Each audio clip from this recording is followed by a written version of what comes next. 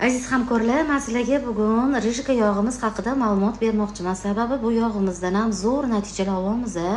Ayniqsa bolalardagi terlash kasalliklari D vitamini yetishmasligi uchun ko'p terlaydi. Yosh kattalar ham shu sababli ko'p kasal bo'lishadi. Shuni oldini oluvchi juda ham zo'r yog'imiz. Sababi sostavida 35% omega 3 bor, 17% omega 6 bor. Vitaminlardan A, D, E, K vitaminlari bor.